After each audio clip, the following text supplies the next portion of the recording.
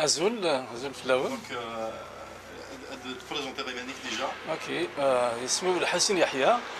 Je suis d'une région qui s'appelle Iflisnou Mellil, en Kabylie. J'ai quitté, ça fait très longtemps en fait. J'ai fait des études ici en France, d'ingénieur, ensuite docteur. Après, je suis allé au Canada. J'ai migré au Canada, ça fait une trentaine d'années. Je travaille comme professeur titulaire à l'Institut de génie biomédical de l'École polytechnique de Montréal. Et je travaille aussi en recherche. Je dirige un laboratoire en génie biomédical depuis une quinzaine d'années. Donc apparemment, c'est un projet qui va être en Kabylie, mais tu as eu beaucoup de problèmes en fait. Oui, tout à fait. Le projet a commencé en fait suite à une réflexion. On regardait ce qui se passe. Je reçois énormément de demandes d'Algériens pour faire des études doctorales, des études supérieures au Canada.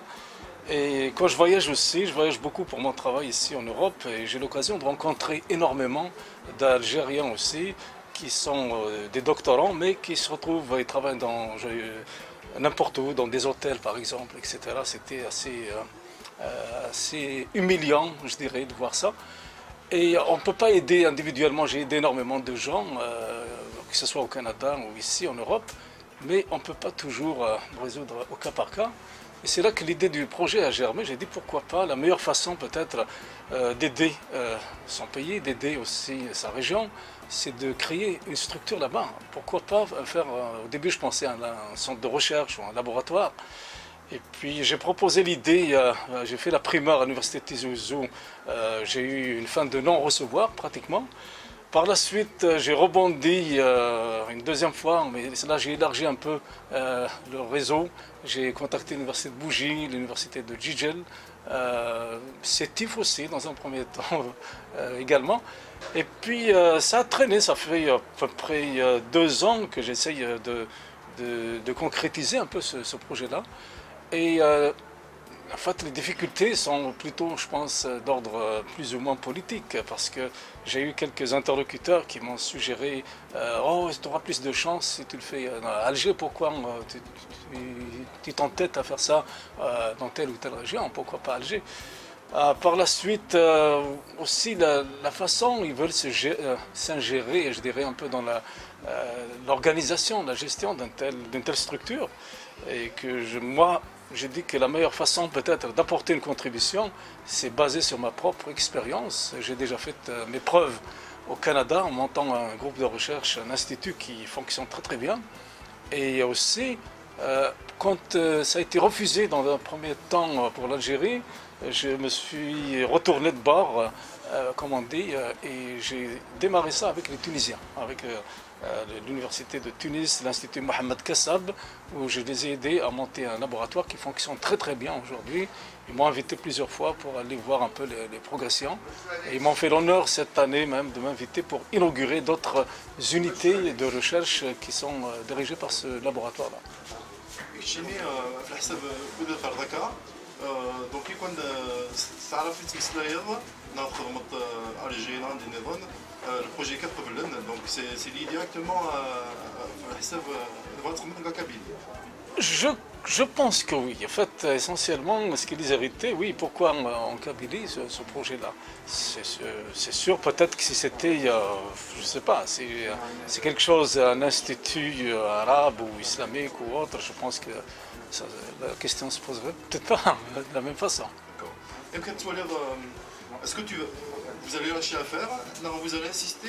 C'est quoi la solution? Oui, bah écoute, là il y a eu un peu de développement récemment, depuis l'été. J'ai fait intervenir l'ambassadeur du Canada en Algérie et puis aussi l'ambassadeur d'Algérie au Canada.